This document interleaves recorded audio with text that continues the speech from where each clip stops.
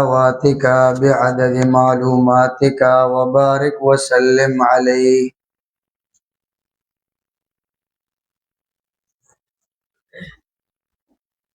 زمونگا انزم مبحث اغد تدوین التفسیر دے چې تفسیر د قرآن څنګه مدون شو، دنیا ته څنګه راغی. نو د تفسیر د تدوین متعلق علماء درې ادوار لیکلي دي چې دې باندې درې دوره تیر شوي دي. لومبنه تفسیر فی عهد النبی و اصحابه، یعنی د پیغمبر علیہ السلام زمانہ کې او د صحابه کرامو زمانہ کې تفسیر. د قرآن کریم د تفسیر لومبنه ذمہ داری الله جل جلاله په خپل اغسته ده. الله فرمای ان علینا جمعه وقرآنه ثم ان علینا بیانه، سورہ القیامہ کی. صحابہ کرام چونکہ د قرآن اولین مخاطب دی، د دې وجنا صحابہ کرام د اسباب النزول نه واقفو. د نزول د اسباب علم صحابه ته حاصلو. د دې وجنا چې د قرآن کم ظاهری احکامات دي یا مطلبونه دي، هغه ظاهری احکام داغي پوها صحابه ته آسان و، خو بیا هم بعضی آیاتونه به مشکلو، داغي باندې پویدل بګرانو، نو صحابه ته هم د تفسیر ضرورت راته. نو صحابه کرامو بچ کم مشکل ځایونه د قرآنو نو چې هغه به حل کول، نو د صحابه د پاره سلور مصادرو، یعنی سلور ذرایعو چې د هغه سلورو ذرایعو د وجنه به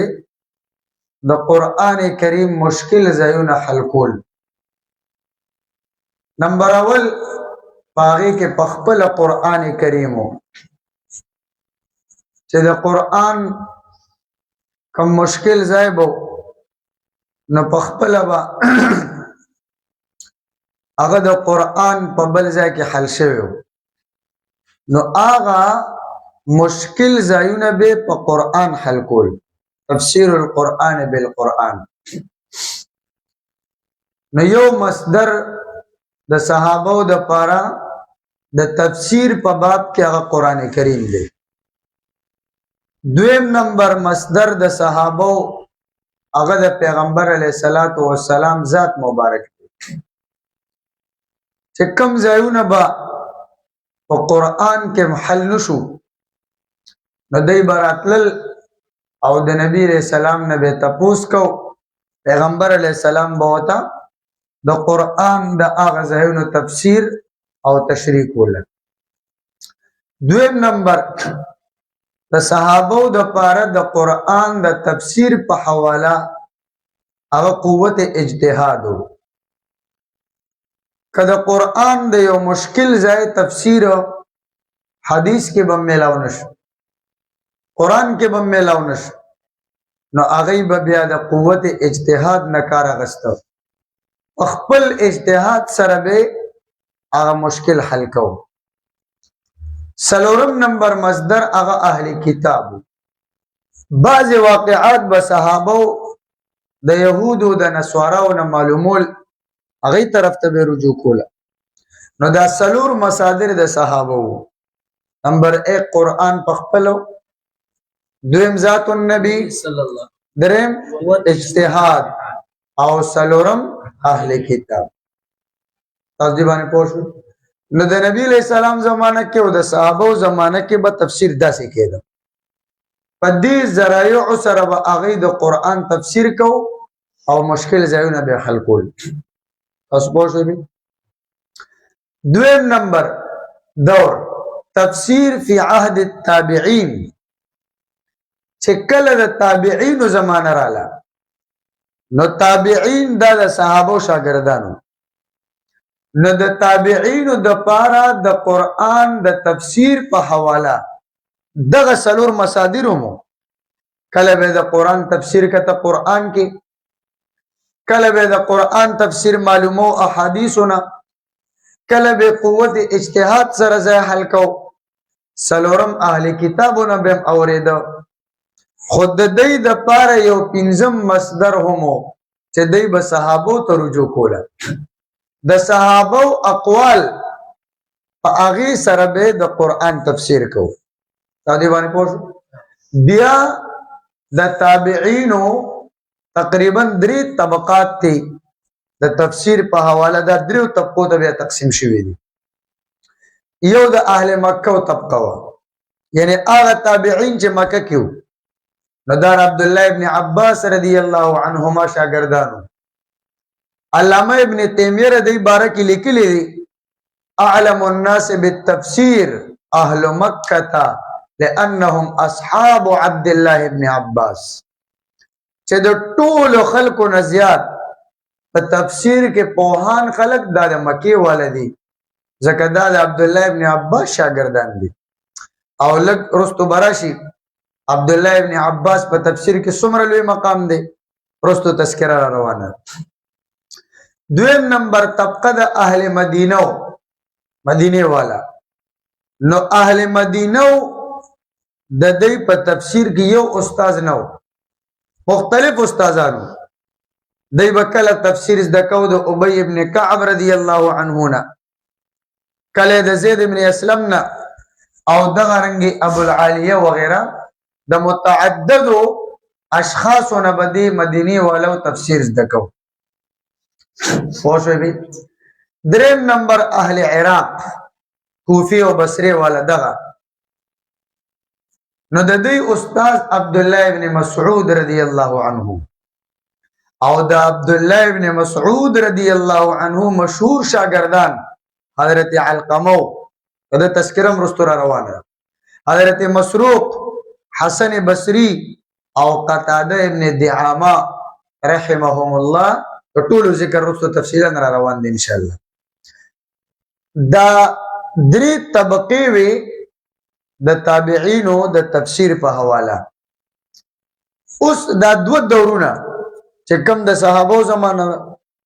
کم د تابعینو زمانه ده نو په دې دوړو کې د تناقل بالروایت چرچا و یعنی صحابه به د پیغمبر نه روایت نقل کول روایت به اوریدل پاغي سره به د قران تفسیر کو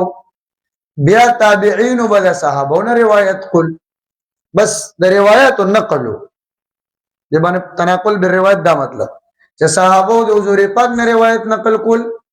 بیا تابعین د صحابه نه روایت نقل کول دا 2 دور تفسیر فی عهد النبی و اصحابه او دویم تفسیر فی عهد التابعین دریم تفسیر فی عصور التدوین چې کله د مدون نو د تدوین په زمانه کې تفسیر نو دا تفسیر د مستقل علم شکل کې راوته دنیا ته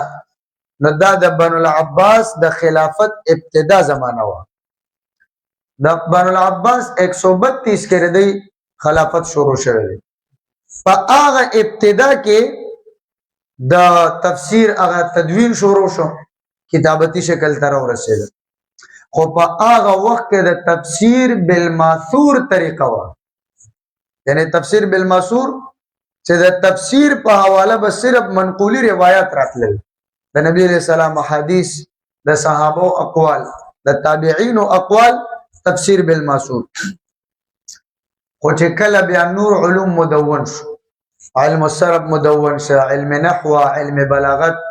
علم بیان علم بدیع دا ټول علوم مدون شو نو بیا ار یو مفسر چې د کم فن سره به دغه ذوق او په کم فن کې به ډیر مهارت لرو نو د قرآن تفسیر به د هغه فن مطابق لیکو دې باندې پوه شوئ نو دا لږ د تفاسیرو تفصیل ما دلته لیکلی دی نو دې ته به تاسو ته معلومه شي چې هر یو مفسر د خپل فني ذوق مطابق تفسیر لیکلی دی اوس په دنیا کې تفاسیر بلا ډیر دي خو هغه کې چې کوم مشهور تفاسیر دي شاه صاحب انور شاه کشمیری رحمه الله فرمایي چې زما تر زمانه پورې د قرآن 2 لکه تفسیرونه لیکل شوي او د دې نه دی خو بل تفاسیر لیکل شي نو دا غره دنیا ډیر دي د تذکرہ مشکل ده خو چې کم په دنیا کې مشهور تفاسیر دي نو داغه تذکرہ دلته لیکل شوی ده اوس په دنیا کې اولین مفسر څوک چې هغه کتابتی شکل کې تفسیر لیکلی نو دا فیصله ډیر مشکله خبره ده علامه ابن الندیم مشهور مورخ تیر شوی دی الفهرس دا د مشهور کتاب دی 436 کې دی وفات شوی دی نو دی وایي چې د ټولو نړومبنې تفسیر امام فرا چې کوم د نحو امام دی او 207 هجری کې وفات ته د ابو العباس ثعلب په مشورې سره هغه یو کتاب لیکلی او کتاب المعانی نو د قرآن تفسیر مرتب کړو نو د خیال مطابق لومبنی مفسر چې کتابتی شکل کې تفسیر لیکلی دی هغه امام فرا دی خدا خبره صحیح نه ده د دې نه خدا نه معلومیږي چې د امام فرا نه وړاندې کوم مفسرینو نو هغه بګینی صرف د قرآن مشکلات او د حل هغه به صرف اکتفا کوله او تفصیلا تفسیر نو لیکلی دې نه معلوم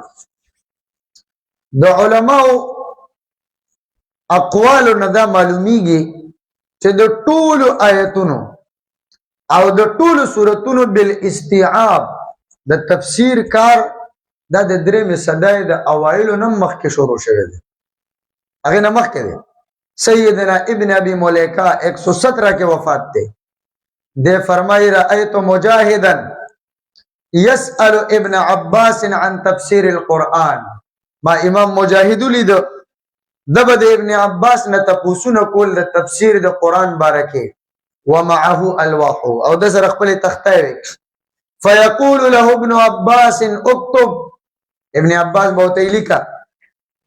حتى سأله عن التفسير كله حتى چې داسې د ابن عباس نه د ټول قرآن د تفسیر په باره کې تپوسونه کول او ځان سره به لیکل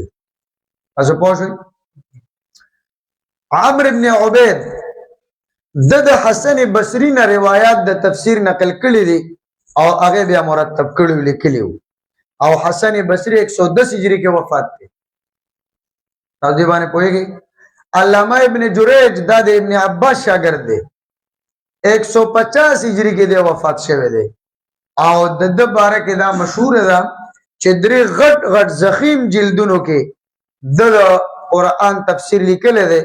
چې هغه بیا محمد ابن ثور د دنه نقل کړی دی د ابن جریج نه محمد ابن ثور چې د 190 هجری کې وفات دی هغه ته نقل کړی دی د دې ټولو حواله درې ما دلته را نقل کړي دي حواله بیا تاسو ګورئ نو د دې تفصیل نه دا خبره معلومیږي چې د تفسیر د لیکلو په دې باب کې د اولیت رتبه امام فرا ته نه ده ملو بلکې د دې مخ کې د تفسیر د لیکلو بنیاد کې خودل شو او تفسیر د لیکل شو بیا دا غیر بعد خو بلا تصانیف بلا تفاسیر مخه ترال چې پاغي کې یو تفسیر دی تفسیر ابن جریر د خپل نوم د جامع البیان او د دې مصنف نوم د امام ابو جعفر محمد ابن جریر الطبری محمد ابن جریر او د 310 کې وفات ته دا تفسیر دی لیکل دا ډیر لوی مفسر محدث مورخ انسان او د باره کې منقول دي چې د 40 سال پورې مسلسل د لیکل کول او روزانه به 40 صفحات لیکل. دا اوسنه صفحات نه دوره وړي وړي غټه غټه صفحې به هغه روزانه به 40 صفحې لیکل او تر 40 کال پورې مسلسل لیکل او د تفسیر دا 150 جلدونو کې 150 جلد او چې رست څومره تفاسیر لیکل شوی دي نو دا هغه بنیادی ماخذ دا تفسیر د ابن جریر دی او د عادت دار چې د یو آیت حل کوي نو دا هغه آیت متعلق د ټول صحابه او د تابعین مرفوع روایت موقوف مقطوع چې کوم ته را رسیدلی په سند سره هغه اقوال را نقل کوي د پنځ چې کوم راجح قول هغه د بالکل اخیره کې راړي او بیا دا غي دلایل وي او شی به په دلایل سره هغه بیا ثابتای او دا یو داسې انسان دی علامه ابن جریر الطبری د دنیا یو لوی عظیم انسان دی خو ډیر مظلوم شخصیت تیر شوی دی تاسو دا تاریخ امت مسلمه چې کم دی د سلورمه صدای احوال د لیکلي دي نو پاګه کې بیا وروستو هغه چې کله د صدای تاریخ ولیکي نو ورپسې بیا چې په دغه صدای کې لوی خلک کم تیر شوی او هغه څه کردار وی کار کړي دنیا کې علما وی صوفیا وی دا هغه حالات دا غیلی کې مختصر خود امام ابن جریر طبری حالات تفصیلا لیکلي دي او وجه هم دا ویلې ده چې چونکه دا ډېر مظلوم انسان دی دا حالات خلکو پټ کړي دي وجه سوا چې هغه زمانه کې د شیعاګانو ډېر زیات زور او د دې چې کوم خپل اصل علاقه تبرستان نو آلته شیعاګان ډېر زیات او دا سنی انسانو نو هغه په ډېر ظلمونه هم کړي دي او دا هغه د وجه نه د پټ ساتل شوی دی د باره کې افواګانې به هغه خورولې غلطه پروپاګاندا به کولې او د سره به ملاقات تاسو پرې خودلم نه د دوره سختۍ باوجود دغه وجه نه د پټ پاتې شوی دی هغه ځای کې اسماعیل ریحان سے پوره تفصیل د لیکل دي دا څوک او د څومره کردار ادا کړی دی بل د په نوم باندې یو بل قسم دی دا محمد ابن جریر نوم دی د دوه دغه نومونه دي او هغه شیعه دی دا سنی دی نو د دې نوم د اشتباه د وجه نم د په تاریخ کې لګدا سي متنازع شخصیت کې خلکو جوړ کړي دي چې د نوم د هغه بل نوم سره لږ مشابهت دی ورنه دا ډېر عظیم انسان تیر شوی دی. دویم نمبر تفسیر ابن کثیر مشهور تفسیر دی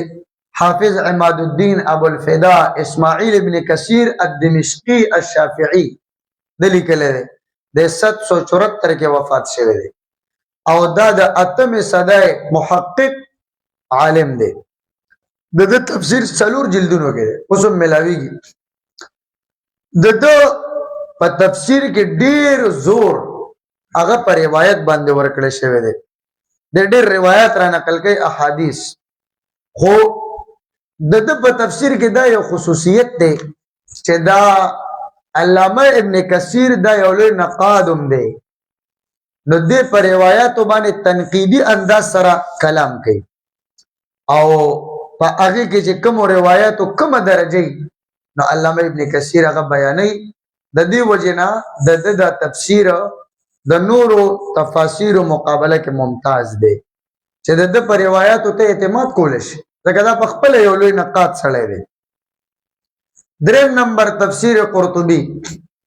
او داغه سلم دی الجامع لاحکام القرآن اندلس داغه اندلس کې د پیدا شوی دی خپل نوم دی ابو عبد الله محمد ابن احمد ابن ابي بکر القرطبي 471 کې د وفات شوی دی او د فقه د امام مالک رحمه الله مقلد دی. تاسو ته ویلو چې د هارون رشید زمانہ کې د آلتا دا کوم چې یحیی ابن یحیی دی چې دا د امام مالک د موطا راوی دی یاد دی راته نو د مدینه منوره ته راغلو بیا د امام مالک بس د اخیری کالو په دغه کال بیا وفات هم شو نو د آلتا موطا ولستا او بیا راوړی دا اندلس ته نو آلته بیا دغه در شروع کړی دی نو چې څومره مالکی علما دي دا اکثر د اندلس نو د د امام مالک مقلد دی عبادت او زهد کې ډېر مشهور د اصل موضوع په تفسیر کې هغه د قرآن نه د فقهي احکامات استنباط دی چې د احکام فقهیه روباسي د قرآن نه خود دې په ضمن کې د آیتونو په تشریح کې د اعراب او بلاغت یا د تفسیری نکات او حواله سره چې کوم روایت دي هغه په کوم ډیر زیات نقل کړي دي او تقریبا اوس خو چې کوم تفسیر قرطبي مختلفو جلدونو کې چاپ کیږي 20 جلد کې چاپ کیږي 12 کې چاپ کیږي تفسیر کبیر دا د امام فخر الدین الرازی تفسیر دی په 404 کې د وفات شوه دی او داغه اصل نوم د مفاتيح الغیب خو تفسیر کبیر باندې مشهور دی او امام رازی د متکلمین اسلام امام دی د دې وجنه د امام رازی په تفسیر کې عقلی او کلامی مباحث ډیر زیات دي د باطل فرقو تردید هغه ډیر انتهایی زور ورکړي خاص کر معتزله یا خوارج مجسمه چې هغه وخت سره کوم باطل فرقې وي نو بس چې د کم آیت سره د کم آیت نه یو باطل فرقې استدلال کړي نو بده واغې پسند خطه بیا او بلا باغی باندې بلا تفصیل لیکلې جوابات او بیا چې زمون کوم عقیده وی داغه د پاره دلایل نو دغه حواله سره د امام رازی تفسیر دا یو ډېر ناشنا تفسیر دی او اصل خبردار چې د سوره الفتح پورې تفسیر امام رازی په خپل لیکل دی د وفات شو نو دا سوره الفتح نرست تر اخره پورې دا یا قاضی شهاب الدین سے مکمل کړی دی 439 کې وفات او سو کوئی چې شیخ نجم الدین احمد ابن محمد هغه بیا مکمل کړی دی خو پوره تفسیر د امام رازی رحمه الله نه دی لیکلی او باقي کې د تفسیر په حواله ډېر زیات اهم نکتې دي صرف دانه چې د فرق باطله او تردید ده پکې او دغه شیزونه دي د قران د حلقول په حواله تفسیر کبیر بهترین تفسیر دی خو بعضی انسان دی بعضی ځایونو کې روایت اگر چې کمزوري دي علامه علوسی رحمه الله په خپل تفسیر کې داغه بیا پکړ کړی دی چې کم ځای کې تفسیر کبیر کې روایت کمزور راغلی دی یا موضوعی دی یا ضعف ډیر زیات دی یا ضعیف دی او چرته په احکاماتو کې استدلال شوی دی علامه علوسی داغه بیا پکړ کړی دی ارزه کې پورا وضاحت سره پنځم نمبر تفسیر اشعری دا امام ابو الحسن اشعری چې کوم د اهل سنت والجماعت امام دی او په 324 کې وفات شوی دی دا تفسیر غلی کړي او په دې کې د معتزله بالخصوص او د نور فرق باطله بالعموم دا غیر رد پکې د الحاد او د نور غلط خیالاتو دا غي د شبهات او د ازاله لپاره دا تفسیر بهترین تفسیر دی او چونګه د دوه واسطه هم دې سره او سلوخت کال پورې د معتزلیو د اعتزال خدمت به کو داغي تایید به کو د سلوخت کال عمر نه بعد د اهل سنت والجماعت تر وړېدل او بیا داغي امام جوړ شوی نو چې د دوه څومره مهارت کې دي چې دوره د بل اچا نشي کېږي ځکه داغي کې پاتې شوی تفسیر ماتوریدی دا امام ابو منصور ماتوریدی کتاب تفسیر دی او د وفات په 333 کې او په دې کې د تعویل القرآن چې په دې کې د متجددین او د عقلیت پسندو چې څومره شبهات دي نو دا غي متعلق په دې کې قیمتي مواد پراته دي او د هغه خبرو کامل تردید شوی دی چې کم په متجددین یا عقلیت پسند خلق دی او دا غي کم خیالات دي اوم تفسیر ابن عطیہ ابو محمد عبداللہ ابن عطیہ دمشقی 382 کې وفات ته نو د لغت او د عربیت د تحقیق په حواله خو ډیر اعلی کتاب دی او د تاریخ په حواله تفسیر ابن عطیہ ډیر کامل تفسیر دی او د جاهلیت 50,000 اشعار د زبانی یادو د دې وجنه په خپل تفسیر کې د اشعارنا ډیر استدلالات کوي دومره غو صرف اشعار یادو نور پرېدا تفسیر البحر المحیط صحیح ده دا ابو حیان الاندلسی دا تفسیر د 754 کې د وفات شوی دی نو دا د نحوی د بلاغت د هغه علوم په حواله سره د بهترین تفسیر دی او احکام القرآن للجساس امام ابو بکر جساس رازی 370 کې وفات ته نو دا یو خدای حنفی دی او د موضوع په خپل تفسیر کې سلول جلد کې د تفسیر دی نو د صرف فقهی احکام استنباط کوي دا موضوع ده او تفسیر الدر المنصور دا امام جلال الدین السیوطی کتاب دی په 910 کې د وفات ته الدر المنثور فی التفسیر بالماسور او پدې کې علامه سیوطی چې څومره روایت د تفسیر په حواله د سندن را رسیدلی نو هغه روایت د لیکلې دي پدې بل تفسیر مظهری چې دا د قاضی ثنا الله پانی پتی رحمه الله تفسیر دی 1225 کې د وفات ته او د شیخ ته شیخ طریقت مرزا مظهر جان جانان رحمه الله نو د خپل شیخ په نوم باندې تفسیر لنوم خیره تفسیر مظهری او دا ډیر ساده انداز والا تفسیر دی خو ډیر کامل واضح د قرآن د آیتونو د تشریح په حواله او د فقهی احکام په حواله سره تفسیر مظهری دا یو بهترین تفسیر دی او دغه سه روایت تفسیر مظهری د هر آیت په ځل کې بلا روایت نقل کړي او چې څومره فقهی احکام وی پاږي کې مذاهب ائمه اربعه مذاهب نقل کړي بیا دغه دلایل بیا د حنفی فقه چې کوم مذهب او کوم دلایل وی هغه تفصیل سره نقل کړي او دولسم تفسیر دا روح المانی دی چې دې پورن د روح المعانی فی تفسیر القرآن العظیم والسبع المثانی در بغداد چې آخری دور کې مشهور عالم علامہ محمود آلوسی رحمه الله تیر شوی 1270 کې وفات ته 25 جلدو کې د تفسیر دی او دا ډیر حد پورې جامع تفسیر دی چې د آیت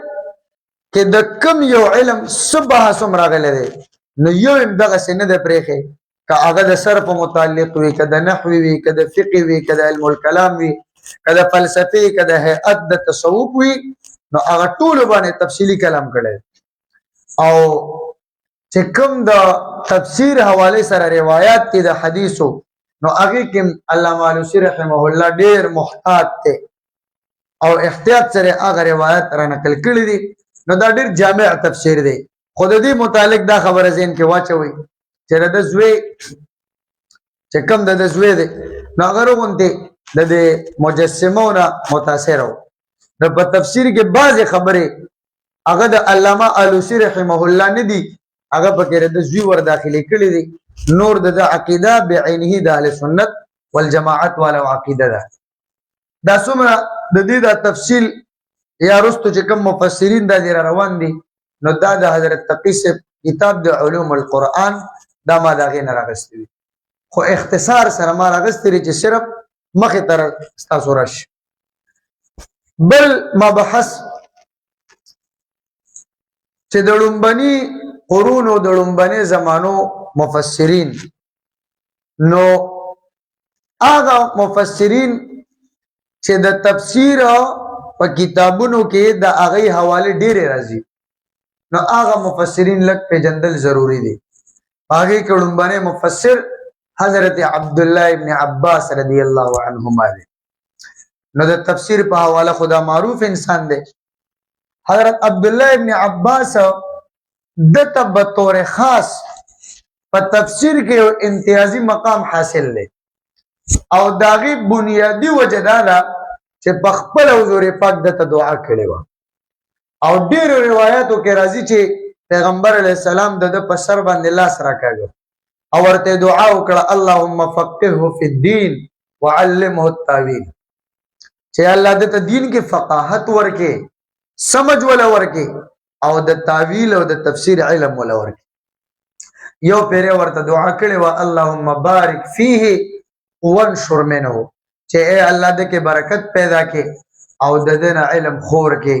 او بعض روایتو کې راځي چې حضور پاک دته خطاب وکړو ورته وی نعمت ترجمان القرآن انت، بهترین ترجمان د قرآن ته، یعنی بهترین مفسر د قرآن ته. د دې وجه صحابه با دته ترجمان القرآن، حبر الامت، دا لوی لوی القابات به ورکول او دې سره به یادو. او باوجود د دې چې د عمر کمو بیا بم صحابه په تفسیر کې د رجوع کوله او د قول د خبره لبه ډیر توجه ورکوله. خود د باره کې دا یو خبره یاد ساتي چې د څومره روایت نقل لی نو هغه کې ډیره یې ضعیفه ده، ډیره کمزورې ده. نو کله چې د ابن عباس رضی الله عنه د روایتونو ته استفاده کې نو داغي د پاره به هغه شرایط وي کم چې د احادیثو د پاره وي، ځکه د روایت چې کوم سندونو سره نقل لي نو هغه عموما کمزوري دي. نو د ابن عباس روایت چې د ټولو رقم قوي دي او قابل اعتماد دي نو هغه دي کم چې په دې سند نقل وي ابو صالح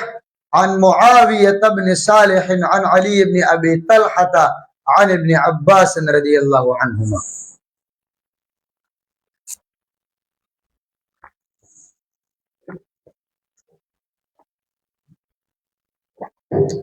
پوښوي ابو صالح عن معاوية بن صالح عن علي بن أبي طلحة عن ابن عباس. نو د ابو صالح په سند باندې چې کوم روایت د ابن عباس مونږ ته را رسیدلې دي د ټولو نه قابل اعتماد ذریعہ همدا ده. د روایت د ټولو نه قابل اعتماد او دې باندې پوښوي. او د دې نه علاوه نور روایت د ابن عباس هغه کوم صحیح او حسن طریقې شته. بعض سندونه هغه حسن دي او یا صحیح دي، لکه د ابو ثور پر روایت چې کوم نقل لري. د ابن جریج حالاتو کې متاس تو وی چې د کم هغه درې زخیم جلدونو کې د تفسیر تیار کړو ابن جریج، هغه ته چا نقل کړو؟ ابو ثور. نو ابو ثور عن ابن جریج عن ابن عباس دا روایت هم قابل اعتماد دی چې په دې سند نقل شي. او شی دریم نمبر حجاج ابن محمد عن ابن جریج عن ابن عباس، یعنی ابن عباس نا چې ابن جریج کوم روایت نقل کړی دی دا قابل اعتماد دی. نو د ابن جریج نه یا ابو ثور نقل کړی دی او یا د حجاج ابن محمد نقل کړی، اوسه پوښوي نو دا قابل اعتماد دی. البته چې کوم ځای کې محمد ابن صاحب الکلبی عن ابي صالح عن ابن عباس دا روایت ضعیف دی، دا سند په دې سلسله باندې چې کوم روایت د ابن عباس نقل کیږي دا کمزوري دي. او بیا خاص کر چې د امام کلبینا محمد ابن مروان السدی الصغیر دته نقل کړي نو محدثین بیا دې سند سلسله الکذب وایي. سلسله دروغ یو سلسله ده، دا روایت بالکل نه قبول. اوس پوښتنه نو یو ضعیف سند داش او دویم ضحاک بن مزاحم عن ابن عباس دا سندم کمزور دی. وجه دارا چې د ضحاک ملاقات د ابن عباس سره نه دی شوی، د ضحاک ملاقات د ابن عباس سره ندام ضعیف. او دریم نمبر عطیه العوفی عن ابن عباس دام ضعیف دی، ځکه دا عطیه العوفی دا په خپل ضعیف دی. او دی باندې پوښوي سلورم نمبر مقاتل ابن سلیمان عن ابن عباس دا سندم کمزور دی، ځکه دا مقاتل په خپل کمزور دی مجسمو عقیده کې. او دی باندې پوښوي نو دا خبره چې تاسو ځین کی چې تاسو کله د عربی تفاسیر ګورئ، اوس عموما تفاسیر هغه باندې تحقیق شوم د کیږي په خو چې کوم باندې تحقیق نشي وي نو پاوی کې هر روایت نقل شوی، هر روایت مفسرینو نقل کړي. اوس کوم یو قابل اعتماد دی او کوم نه دی. نو د ابن عباس د ټولو نه قوي طریقه هغه ده چې د ابو صالح په سند مونږ ته راغلی ده. دویم هغه ده چې د ابن جریج د ابن عباس نه نقل کړي دي، نو د ابن جریج نه ابو ثور نقل کړي او یاتنا حجاج ابن محمد نقل کړي چې کوم ځای کې محمد ابن صاحب الکلبی راغی نو دام ضعیف ده، کوم چې د ضحاک ابن مزاحم پر روایت نقل لی دام ضعیف ده، کوم چې د عطیه العوفی په سند نقل لی دام ضعیف ده، او کوم چې د مقاتل ابن سلیمان په سند نقل لی دام ضعیف دي. تاسو پوه شئ دی باندې ها. اوس زمونږ دی زمانہ کې ما سره مشته ده تفسیر ابن عباس تنویر المقیاس فی تفسیر ابن عباس پنوم باندې یو کتاب شایع کیږي. آیا دا د ابن عباس تفسیر دی کنه دی چې عموما هغه طرف ته نسبت کیږي او داغه اردو ترجمه هم لیکل شوی ده نه دا نسبت صحیح نه ده. دا د ابن عباس رضی الله عنه طرف ته نسبت صحیح نه ده ځکه چې دا روایت نقل شوی ده محمد بن مروان السدی عن محمد بن صائب الكلبی عن ابي صالح عن ابن عباس چې دې سند ته محدثین سلسله الكذب وایي. سو دوی نو دا کم چې په نوم د تفسیر ابن عباس ملاویږي نو د دې نسبت عبد الله ابن عباس ته صحیح نه دی. وجبانه پوښوي ځکه چې دا په کوم سند مونږ ته را رسیدل لري نو هغه سند سلسله الكذب. نو دا لومبنه مفسر د صحابه زمانه کې هغه عبد الله ابن عباس. دویم نمبر حضرت علی رضی الله عنه. نو دا حضرت علی رضی الله عنه غره تفسیر د قرآن په حواله لوی مقام دی. او دویمه وجه دا ده چې د خلفای ثلاثه حضرت ابوبکر حضرت عمر حضرت عثمان رضی الله عنهم د دې وفات ضرور شو. د دې وجه د اغینا د تفسیر روایت ډیر کم نقل دي په خلاف د حضرت علی صاحب چې یو خو د زمانه ډیر وا د ټول اخر کې وفات ته خلفای اربعه کې او تر ډیر وخت پورې د علم په تدریس او داغه په خورولو کې مشغول و. د دې وجه نه د ډیر روایت نقل دي او د په تفسیر کې څومره مقامو نہ حضرت ابو الطفیل رضی اللہ عنہ فرمائی عامر ابن واصلہ چې دا د ټولو نه اخیری صحابي دی په مقدس مکه چې وفات شوی دی په مکه مکرمه کې. نو هغه وایي چې حضرت علی رضی الله عنه خطبه وی مولد او فرمایلی چې څوک مان د کتاب الله بارکه سوالات کوي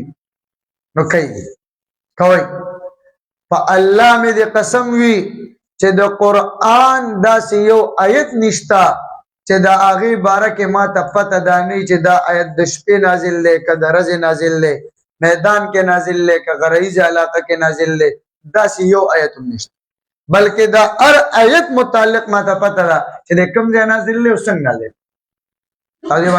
نو د دې نه اندازه ولګوه چې د حضرت علي څومره. بل امام ترمذی د بارکه د مناقبو کې روایت نقل کړی دی پیغمبر علیہ الصلوۃ والسلام فرمایي چې انا مدینه العلم وعلی بابها چې زه د علم خاریم او علی داغه دروازه ده. نو چې دومره د چا باره کې دومره دغه راغلی نو واقعیتا دا بل عالم وي.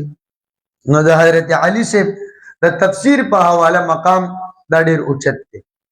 دریم نمبر صحابي حضرت عبد الله ابن مسعود رضی الله عنه دی. د دنم د تفسیر ډیر روایت نقل لی بلکې د دو روایت د حضرت علی نم سیوا دي د روایت د حضرت علی نم سیوا دي رضی الله عنه.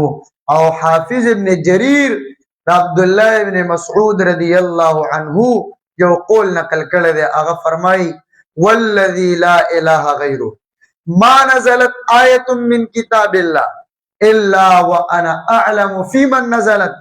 وأين نزلت ولو أعلم مكان أحد أعلم بكتاب الله مني تناله المطايا لآتيه. عبد الله ابن مسعود وی زما د په هغه ذات قسم وی چې د چانه علاوه بل معبود نشتا نه د نازل د الله په کتاب کې اس یو آیت مگر ما ته پته را چې دا چا بارکه نازل کوم ځای نازل لې او یک چرته ما ته معلومه شي چې یو کس زمانم زیات د الله په کتاب پويږي او سورلای مې هغه خواته رسول شي نو زه هغه خواته ورشم او د الله د قران تفسیر به زده تاسو پوه شئ نو دین اندازه ولګو چې عبد الله ابن مسعود رضی الله عنه دا څومره عظیم انسان دی. څلورم نمبر په صحابو کې د تفسیر په حواله مشهور انسان هغه حضرت ابی ابن کعب رضی الله عنه دی. په تفسیر کې او په قرائت کې مشهور. پیغمبر علیہ السلام به فرمایل اقرأهم ابی ابن کعب، چې په صحابو کې د ټولو نه لوی قاری د قرآن هغه ابی ابن کعب رضی الله عنهما دی. دا دی باندې پوه. نو اوس ګوره اقرأ دی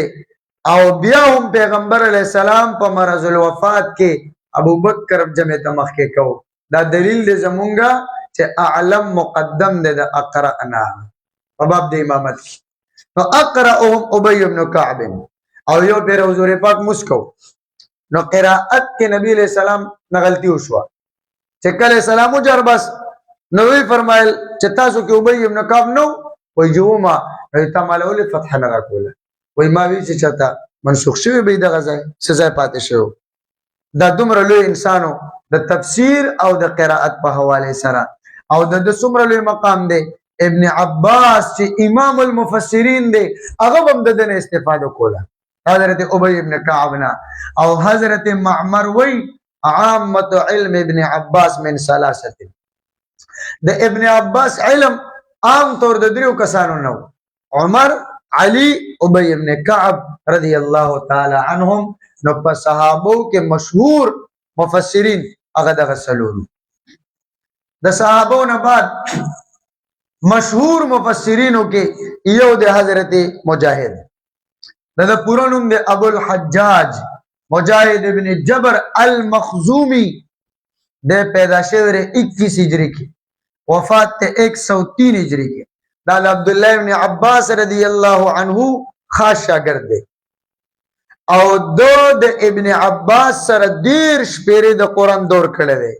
او 3 پیری د تفسیر ویلې دی. 3 پیری د څه ویلې تفسیر ویلې دی. قتاده د مجاهد بارک فرمای اعلم من بقي بالتفسير مجاهد، چې من بقیا چې څومره خلق باقی دی په دې ټولو کې د تفسیر په حواله پوه انسان امام مجاهد اوسه. او حضرت خصیف وی اعلمهم بالتفسير مجاهد، چې په تابعینو کې د ټولو نه پوه انسان په تفسیر کې هغه امام مجاهد دی. اگر چې و تابعی خو صحابو هم د قدر کو. او دا امام مجاهد په خپل فرمایي چې زه صاحب ابن عمر، ما د عبد الله ابن عمر سره صحبت کړې و انی اريد ان اخدمه، او ما به اراده و چې زه د خدمت وکم فکان هو يخدمني و ابن عمر به زما خدمت کو. او یو پیر عبد الله ابن عمر د سورلای رکاب پالان 1900 او وی فرمایل کاش چې زما د بچی سالم یا زما د غلام د نافع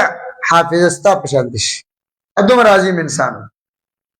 نو مجاهد په تابعینو کې د ټولو نه لوی مفسر. دویم نمبر سعید ابن جبیر، دا مشهور تابعی دی.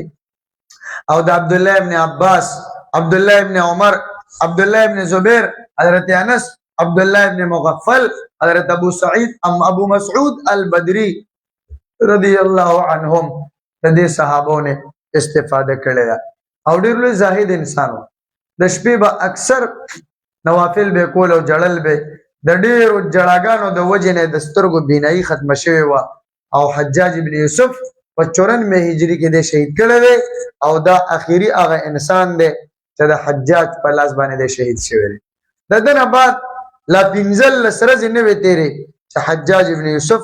هغه باندې بیماری رااله او هغه ذلت او رسوایی سره د دنیا نه لړ چې د هغې تذکره انسان په ګرانه کوي. نو ځکه داسې انسان شهید کا خیره کوي دا د خیرې کړی. او بل په تابعینو کې دریم نمبر مفسر هغه حضرت اکرمه دی او دا د مولا ابن عباس په نوم مشهور دی.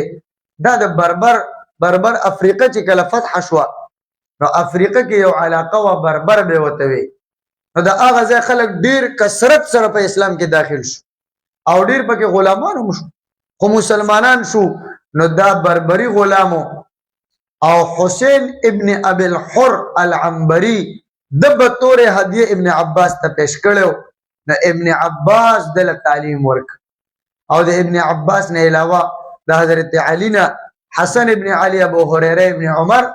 دغه رنګ ابو سعید خدری عقبه ابن عامر حضرت جابر حضرت امیر معاویه رضی الله عنهم د دې صحابو نه استفاده کړې ده عکرمه خدا عکرمه چې د تاریخ امت مسلمه لیکلي چې د لک خوارجو طرف ته مایلو دغه مسله پیدا شوی و دغه طرف ته مایلو نوردار ابن عباس شاګرد او مفسرینو کې یو لوی مقام در دی انسان پنځم نمبر حضرت طاووس د خپل نوم دی ابو عبد الرحمن طاووس ابن کیسان الحميري یمن کې یو خار د جند د داغي اوسیدونکو او دیم غلام دی ابن عباس د ابن مسعود د ابن عمر او د زید ابن ثابت او د زید ابن ارقم د دې صحابو نه علم حاصل کړی دی د بیبي عائشہ او د معاذ ابن جبل او د خلفای راشدین چې کوم روایت دی نقل کوي هغه مرسل دي دا کدی سره ملاقات نه ده شوی او په علم او فضل کې نه علاوه عبادت کې ډیر مشهور او سلویق حجونه د کړي دي امام زهري محمد ابن مسلم ابن عبد الله ابن عبید الله ابن شهاب الزهري هغه د باره کې وای کتاسو طاووس لیدلې وي نو تاسو به یقین کولای چې دا انسان دروغ نشي ویلی دا دومره لوی زاهد او عابد انسانو بل په تابعینو کې مشهور مفسر دا حضرت عطا ابن ابي رباح ته په تابعینو کې د عطا په نوم سلور کسان مشهور دي یو عطا ابن ابي رباح دویم عطا ابن يسار دریم عطا ابن السائب سلورم عطا الخراساني دا لومبني دوا چې عطا ابن ابي رباح دی یا عطا ابن يسار دی دا بل اتفاق څخه دي او په دې نور دوه کې څه کلام شته خو چې په تفسیر کې یا په احادیثو کې د عطا نوم مطلق راشي نو د دې نه مراد عطا ابن ابي رباح وي عطا ابو محمد کنیت ده او عطا ابن ابي رباح المکی القریشی ابن خیثم القریشی دا د آزاد کرده غلامو او د حضرت عثمان د خلافت په اخیری دور کې د پیدا شوه دی په 114 کې وفات ته ابن عباس ابن زبیر حضرت عائشہ د نور صحابو نه د علم حاصل کړل فقہ کې ډیر زیات مشهور او د مناسک او د حج د دې باره کې د ډیر زیات علم بلکې په مکه مکرمه کې د مناسک په حواله عطا ابن ابي رباح نه لوی عالم بل مفسر هغه حضرت سعید ابن المسیب دی سعید ابن المسیب ابن حزن القرشی المخزومی دا د حضرت ابو هريره زوم دی د دې وجنه د حضرت ابو هريره اکثر روایت د سعید ابن المسیب نه نقل دي او شوی او د عبادت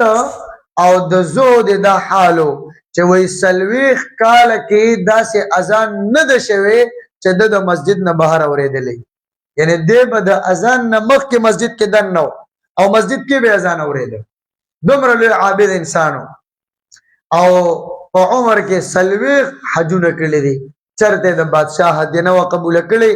د بد زيتونو د تیلو کاروبار کو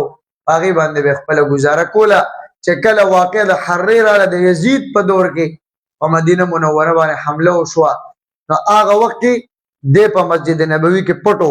مسجد نبوي بندو سورزو پورې پکې منځونه نه کېدل وای ما به د حضور پاک د قبر نه چې د مسلم بشه التنه به اذان اوریدو نو ما ته پته ولګي د مسلم دی مسلم او اوس د مسیب مشهور خدا را چې دی باندې زبر دی خود د په خپل زبر نه خوخو د مسیب کسره خوخولا ځکه د مدینی والو دا غیب عام طور مسیب وی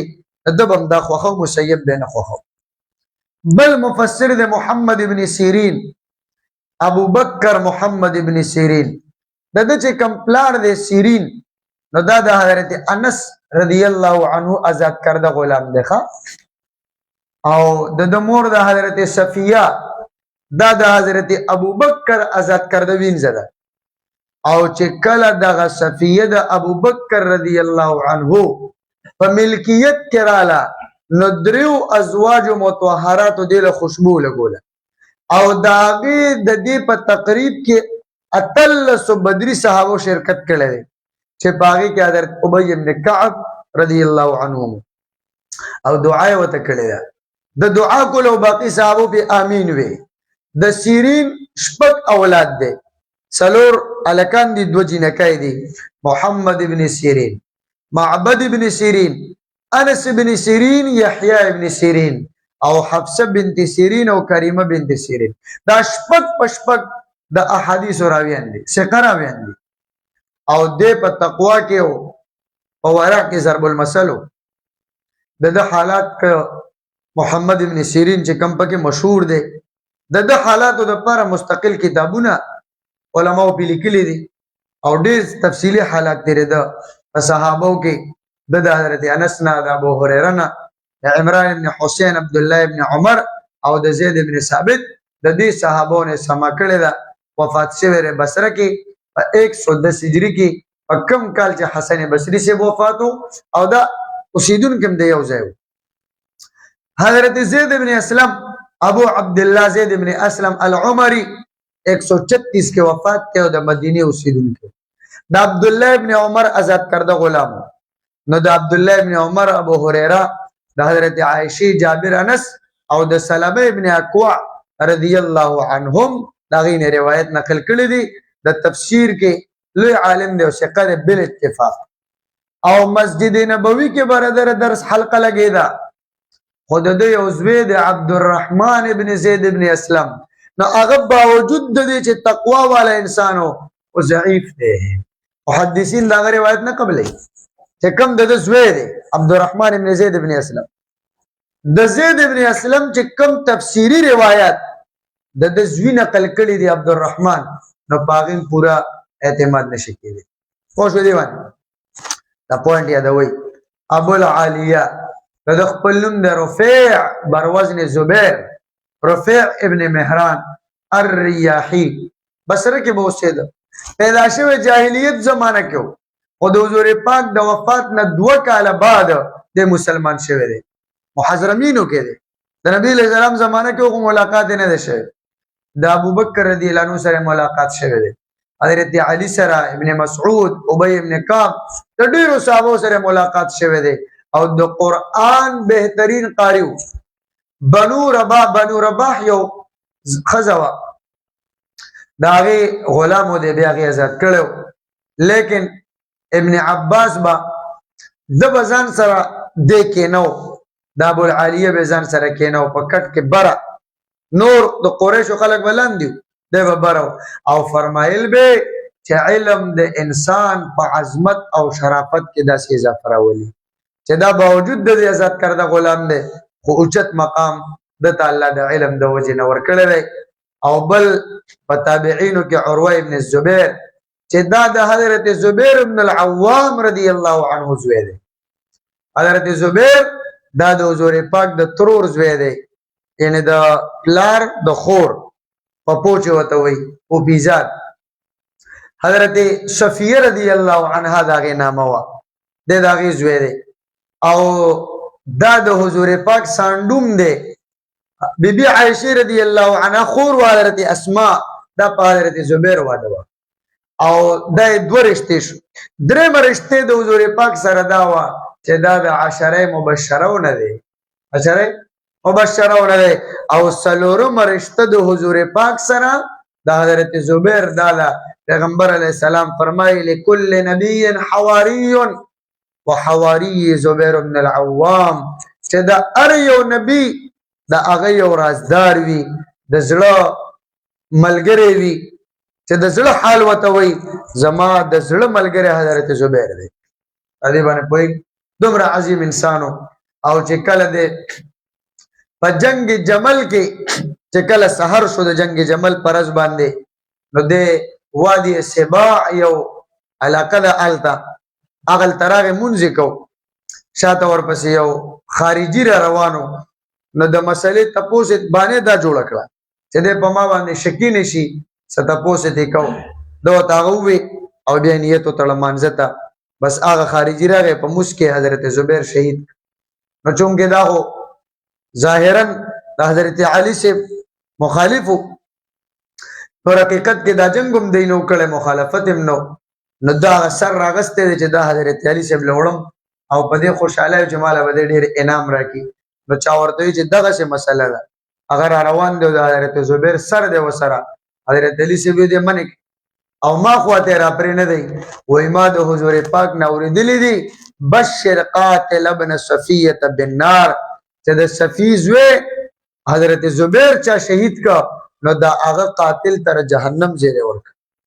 ادمر عظیم صحابی دی نو د یو زوی د عبد الله ابن زبیر هغه صحابی دی دا بل زوی حضرت عروه دا تابعی دی او دا د مدینه منوره چې کم مشهور فقهای سبعو نو پاره کې حضرت عروه د بیبي عائشه خوري دی نو د دې وجنه اکثر روایت دا حضرت عائشه دردن نقل دي لکه خوري او شرعان دې پردم نوا او د بیبي عائشه روایتو کې چې د څومره سندونو سره نقل دي پاره کې قابل اعتماد سند دا د حضرت عروه دی او د په جلالت او د په ثقوالی باندې د علماو اجماع ده د یو زوی د هشام ابن عروه په حدیثو کې عموما دغه تذکرہ راځي د فرمایي چې زما پلار به همیشه روزه نیسله او د روزي په حالت کې په 94 هجری کې د وفات شوی د روزي حالت نو د مدینه منوره او فقهای سبعه مشهور دار ترمذی په حاشیه باندې لیکلي دي او ما دل د نمونه را نقل کړی دي د یو شعر په شکل کې الا كل من لا يقتدي بائمه فقسمته ذيذا عن الحق خارجا فخذهم عبيد الله عروة قاسم سعيد ابو بكر سليمان خارجا وی الا كل من لا يقتدي خبردار هر هغه څوک چې د ائمه اتباع نه کوي نو د برخه دا ظالمانه ده د تقسیم چې د ځان خګړي او امام خنه ګړي دا ظالمانه ده او د حق نه خارجه ده وی هغه ائمه څوک دي عبید الله دویم عروه دریم قاسم سلورم سعید پنځم ابو بکر شپږم سليمان اوم خارجه دا هو فقهای سبعه دي بل مفسر هغه حسن بصری دی ابو سعید کنیه ده الحسن ابن ابي الحسن يسار البصري د زید ابن ثابت آزاد کرده غلام دی تاسو ګورئ کنه چې دا څومره لوی مفسرین او محدثین دي عموما دا غلامان نو یو خور دینه معلومیږي چې د علم سره متعلقین دا عموما غریبانان دي غلام خو غریب وي دوی چې دا دې ته الله دومره لوی مقام ورکا حالانکه غلامان نو دا لوی مقام الله د علم د وجه نه چې د دې په زمانه کې بادشاہانو مو د دنیا په حواله لوی انسانانو کوم دا غي نوم نه اخلو دا غي تذکرې نه کو کتابونو کې دا غي ذکر نه لیکو د دې غلامانو تذکرې مونږ کو دا د خبرې دلیل دی چې علم دا یو داسې جوهر دی که غلام د خپل کو نو هغه هم یو لوی انسان د زمانه شي او که آزاد انسان یو لوی انسان د خپل کو هغه نه هم لوی انسان جوړ شي علم داسې چیز دی نو دام آزاد کرده غلام دی د چې مور دا خیرا دا د ام المؤمنین حضرت ام سلمہ رضی الله عنها آزاد کرده وینځه د دې وجنه حضرت حسن بصری د ام سلمہ رضی الله عنها پېښ کړي وې دا د چې الله دومره لوی ذہانت ورکړو دومره لوی فقاهت او پوهه ورکړو او دومره لوی فصاحت ورکړو چې څومره خلکو ته بده وعظ او نصیحتونه کول وې د دې یو وجداوه چې د بیبي ام سلمہ رضی الله عنها پېښ کړي حضرت عمر د شهادت نه 2 کال مخکې پیدا دي چې د کله پیدا شو نو د راوست حضرت عمر خواته نو هغه ورته دعا وکړه اللهم حببه الى الناس چې اے الله د خلکو ته محبوب جوړ کې نو څومره پجب کې او ناشنا تاثیر ده ډیرو صحابه سره ملاقات شوه دي دا غین علم حاصل کړي د اقوال څومره د حکمت نه ډک دي او دې سره سره د یو لوی مجاهد مو په ډیرو جنگونو کې د شریک شوی دی په 110 هجری کې بیا د وفات شوی دی په بصره کې او دی باندې پوښ او مشهور جنگ چې هغه دیری جماجم کې مکم جنگ شوی حضرت حجاج خلاف نو پاغي کې هم دې شاملو او پاغي کې لوی لوی محدثین شاملو لوی لوی محدثین او دا دیری جماجم جمجمه کوپړه ته وای نو پاغي کې دا کوپړه ډېره ورزيدلې وي د مسلمانانو دغه د خپل کې جنگ حجاج ظالم او دغه خلاف جګړه وا وای د جنگ حری او د دیری جماجمنا په تاریخ کې دردناک واقعات بل لري تیر شوی چې دا د مسلمانانو یو بل سره دا ډېر خطرناک واقعات تیر شوی دي د صحابو نه بعد نو د باغی کې شاملو د دې وجنه د هغه دیری جماجم نه بعد بیا د روپوشم حجاج ابن یوسف چې دا څومره خلق شهیدان کړل تابعین لوی علما نو داغه وجه داوا چې د پدې ډېر سغ غوسو چې دا زما خلاف دا ټول مفسرین علما ول راجم شوی دي یو ټارګټ کړه ورانی سبه قتل او سعید ابن جبیر د دې وجنه بلاج 1,20,000 ترمذی شریف کې حدیث دی چې یو صاحب وایي چې ما شمیرل چې د څومره صبرن قتل کړي صبرن جواب اوس تو سر به تیو جنگونو غنا نو دا 1,20,000 دي دومره صحابه تابعین خو او بد خلق د قتل کړي دي نو یو وجه دا و چې د په دغه بابت کې غوسو نو د دې وجه حسن بصری رو پوش پټ بو پروانه راوته د کورن ور په هجاری فورن نیسی نو 110 کې بیا د وفات شوی دی بل مفسر حضرت قتاده دی رحمه الله ابو الخطاب قتاده بن دعامه السدوسی البصری د مادرزاد نابینا دی پیدا شوی نابینا خود دې باوجود د حافظه سمره قوی و د پخپل فرمای چې ما چرته هم یو محدث ته دوباره نه دی ویلی چې دا حدیث راته دوباره وایا چې یو به رب مورد یاد بش او وای زما وخت داسې یو خبره نه دراغله چې هغه زما زله محفوظ کړي نه د ځان سره او امام احمد ابن حنبل وای په تفسیر کې د ټولو نه عالم دا حضرت قتاده او د تفسیر نه علاوه د عربي لغت او د ادب د تاریخ او د نسب په دې کې متعدد علم حاصلو په 118 کې د طاعون چې وبا راغلی و واسط خار د کوفه او د بصره مس کې د حجاج جوړ کړو نو د په هغه خار کې په طاعون وبا کې د بیا وفات شوه دی او بل مفسر محمد ابن كعب القرزي دی محمد ابن كعب ابن سليم ابن اسد القرزي د کونیت ابو حمزه یا ابو عبد الله د پلار داغه تعلق د بنو قریظه سره د بنو قریظه چې کله غزا وشو چونکه په خندق کې دی غداری وکړه بنو نذیر ولرال داغه هغه سردار او هغه اغوا کله تفصیلی واقع به ان شاء الله سوره احزاب کې راځي نو چې کله دی غداری وکړه لکه دا مدینه کې دنو او د حضور پاک سره معاهده شوی و چې مونږ بستا په خلاف چا سره ملګرتیا نه کوو بیا موکړه نو چې کله حضور پاک د خندق نه راغی زغره مبارک لرکول اسلحه حضرت جبريل په اس باندې ناس تورا مخامخ شو ورته ملائکه خلاص اسلحه نه لرکړي چې تاسو اسلحه لري کوئی نو چرتا نو جبريل ورته بنو قریظه طرف ته اشاره وکړه چې ال تبز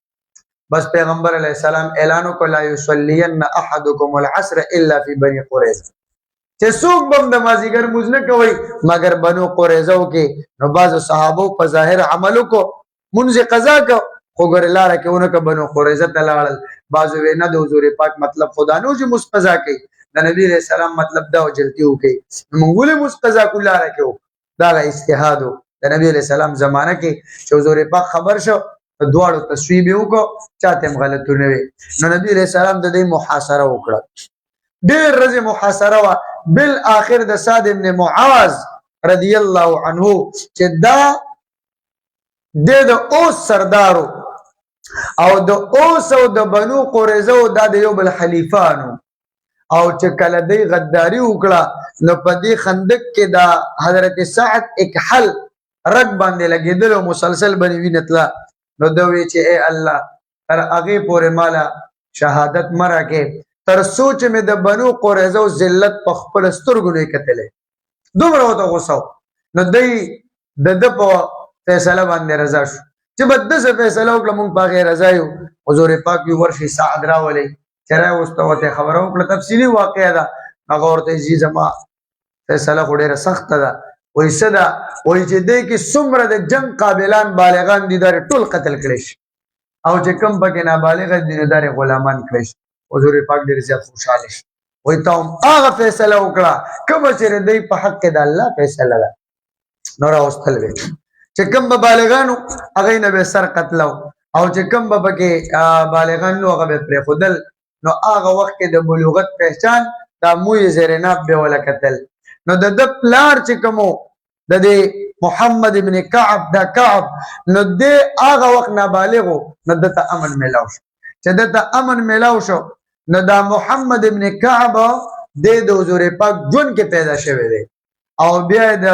حضرت علی نه د ابن مسعود ابن عباس ابن عمر او د ډیرو صحابو نه روایت نقل کړي دي. کوفه کې مقیم و یا مدینې ته راغلی و په 108 نواله تر 120 د درمیان کې بیا د وفات شوی دی او دام لوی مفسر دی. بل مفسر دی حضرت علقمه ابن قیس نخعی. نخع دا یو قبیله و کوفه کې دی بالته اوسېده. د حضور پاک ژوند کې پیدا و او د محضرمینو نه دی ملاقات نه دی شوی او ډیرو صحابو نه روایت نقل کړي دي. او د عبدالله ابن مسعود رضی الله عنه خاص شاګرد دی. تر دې پورې چې د په صورت او سیرت کې د ابن مسعود مشابه و او د ابن مسعود چې څومره روایت دي نو پاغي کې د ټولو نه قابل اعتماد هغه روایت دي کوم چې د علقمه نه نقل دي او دا ډېر بهترین قاری مو. او چې کله ابن مسعود رضی الله عنه وفات 132 هجری کې نو دا هغه په ځای باندې علقمه کېناست هغه به درس کو او بیا د حضرت علقمه مشهور شاگرد حضرت ابراهیم نخعی او بیا د هغه شاگردو محمد ابن ابي سليمان او د هغه شاگرد امام ابو حنیفه رحمه الله. د دې وجه زمونږ د احناف او فقه کې چې څومره اقوال دي نو دا اکثر د عبد الله ابن مسعود دي رضی الله عنهما. او دې بیا وفات شوی دی 62 نواله 73 هجری تر دې مرز کې بل اقوال لري د وفات کې دې کې وفات شوی دی. او بل مفسر هغه حضرت اسود دی. اسود ابن یزید ابن قیس النخعی دم په کوفه کې اوسېده. د عبد الله ابن مسعود شاګرد دی. د حضرت علقمه رواره دی او ابراهیم نخعی د ماما دی. علامه نووي وی چې د په وثاقت او جلالت د علماء اجماع او 75 هجری ته لګبګ بیا د وفات شوی دی. بل مرۃ الحمدانی ابو اسماعیل مرۃ بن شراحیل الحمدانی السکسکی الکوفی د مرۃ الطیب مرۃ الخیرم وی د محضرمینو کې دی. بلا صحابو نے روایت نقل کړي دي حضرت عمر عثمان علی حذیفه ابو ذر رضی الله تعالی عنهم خو ډیر علم د عبد الله ابن مسعود نه حاصل کړي او د تفسیر روایت چې څومره دي دا عبد الله ابن مسعود نه نقل کړي دي 90 هجری کې وفات. بل حضرت نافع دے ابو عبداللہ نافع ابن ہرمز او بازی وی نافع ابن کاؤس پنیشاپور کی دے اسے دا عبداللہ ابن عمر ازاد کردہ غلام دے او دیر جلیل القدر تابعی دے دا ابن عمر ابو حریرہ وغیرہ صحابوں نے روایت اوریدلی دی. دا ابن عمر پا شاگردانوں کے دو شاگردان دا طول نقابل اعتماد دی. یو سالم چې دا د خپل زوی دی او دویم د غلام حضرت نافع د په 117 کې بیا وفات دی. بل د حضرت امام شعبی عامر ابن شراحیل الشعبی الحميري کوفه کې د مشهور تابعین نه دی. تقریبا د 500 نه سیوا صحابه سره ملاقات شوی دی. د څومره حافظ او څومره قوي نو دی وایي چې ما چرته په عمر کې احادیث نه دي لیکلي چې یاد کم بچ به مې واورېده نو راته به یاد شه او ما چرته داسې خبره نه ده اورېدلې چې ما ته فورا یاده شوې وي او دی وایي چې ما ته د ټولو نه کم چې څه یاد دي نو هغه اشعار دي د ټولو نه کم چې کم یاد دي هغه اشعار دي او بیا هم که زه وغواړم او ټوله میاشت اشعار اورم چې یو شعر هم پکې دوباره ونوم نو ختم به نشي دا د ټولو نه هغه کم چې ما ته یاد دي هغه اشعار دي او که ټوله میاشت اورم لګیا یم یو شعر دوباره نه وم بیا به هم دا ختم نشي دومره ورته اشعار یاد او دا امام ابو حنیفه په خاص استادانو کې دی او دې باندې پوهېږي دې ته حافظې وایي حضرت صاحب هغه زمونږ حافظې دي او بل مفسر هغه علامه ابن ابي مليكه دی ابو محمد عبد الله ابن عبيد الله ابن ابي مليكه التميمي المكي د عبد الله ابن زبير د خلافت په زمانه کې د مکی قاضی مو او د مسجد حرام مؤذن مو او بیا عبد الله ابن زبیر د طائف قاضی جوړ کړو د ډیرو صحابو نے روایت نقل کړی دي 117 هجری کې وفات ده بل ابن جریج ابو الولید عبد المالک ابن عبد العزيز ابن جریج القریشی المکی دا تبع تابعینو کې ده دا حضرت طاووس عطا ابن ابي رباح حضرت مجاهد ابن ابي مليكه او د حضرت نافع دا د استادان دي او دی وی چې د عطا سره ولس کاله پاتې شوی او زهد عبادت کوم انسانو او بل د حضرت ضحاک ابن مزاحم الهلالی ډېر خراسان اوسیدونکو د ضحاک معنی د ډېر خندیدونکو هغه کیسه ورته درک ډېر خندیدونکو نو دا ضحاک وته ولي وای دوه کاله د مورخېټه کې تیر کړي چې کله د پیدا شنه غاخونه وروتي وي چې څنګه پیدا شي خاندره نو څنګه ودا ضحاک وي د صحابه دور کې پیدا شوی دی خود صحابو نه روایت مشکوک دي ملاقات نه دي د ابن عباس چې د ټولو نه کشر صحابي دی د دنم چې د روایت کین هغه مرسل دي او 102 کې او سو کوئی په 106 کې یا د مس کې مقوال شوی کې د وفات شوی دی بهر کې دا مشهور مفسرینو د صحابو زمانه کې او د تابعینو زمانه کې چې د دې اقوال په تفاسیرو کې ډیر وی مونږ ته ان شاء الله ردی اقوال راځي بیا تاسو ذهن کې ها بل مبحث هغه د جمع القرآن چې قرآن څنګه جمع شوی دی نو د قرآن د جمع متعلقه درې دورونه تیر شوی دي لومبنه دور دا د حضور پاک د پیغمبر علی السلام موجودګۍ کې چې کله به قرآن نازلېده نو د نبی علیہ السلام په حکم باندې کاتبین د وحی صحابه ډیرو زید بن ثابتو یا نور حضراتو نو هغه به قرآن لیکو په مختلفو سیزونو باندې کله به د کانی په ټوکړه لیکلو کله به په اډو کې لیکلو کله به د ونه په پاڼو باندې کله به په دې پستکو باندې لیکو مختلف او دا خورورو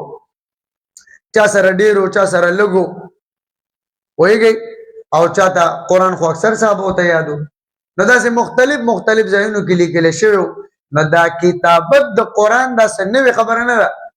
دا د نبی علیہ السلام زمانه کې لیکل شوی دی لکه امام محاسبی قول امام سیوطی را نقل کړی دی الاتقان کې دویم دور دا د ابو بکر صدیق رضی الله عنه نو قرآن